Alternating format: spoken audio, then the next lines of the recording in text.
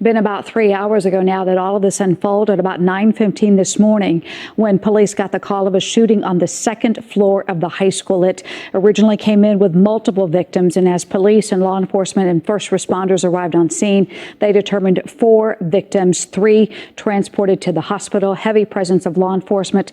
Now we are to this point where students have been let out of the school onto buses, and now one by one they are getting off the bus. They will walk inside of this building, where in the next few moments they will be reunited with their parents. These kids, I mean, to think about this, Christy, this happened about 9:15 this morning. These students, high school, anywhere from, a 13-year-old up to an 18, 19-year-old in this building, locked in their classrooms, not able to go anywhere until the situation was declared all clear, safe enough for them to leave the building. We're watching the students as they step off the bus.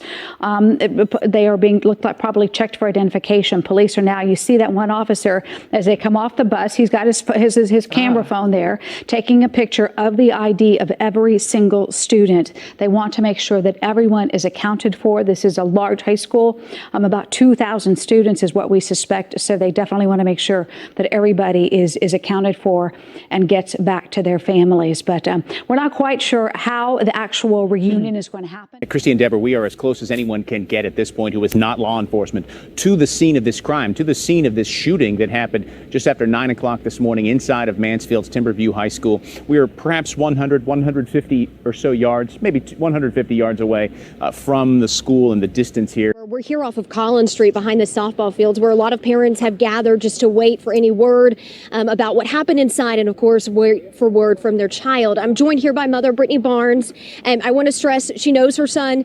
They're okay, correct? Yes, they are. So tell me a little bit about this morning. When did you first realize something was going on? I saw the message from the school, the email. I immediately started calling my son, calling. Jumped up, got dressed. I was panicking, and started heading this way. And then, of course, the news coverage started breaking out. There was an active shooter here. And, of course, any parent, it was just overwhelming, scary situation. I did finally hear from my son, and he's just in shock. He was under a desk right where it happened. And they're going to have to retain him a little longer than the other kids that are being bussed off. But he's telling me, like, a friend is shot, his first period teacher is shot, and he's just nervous and is all would be in shock.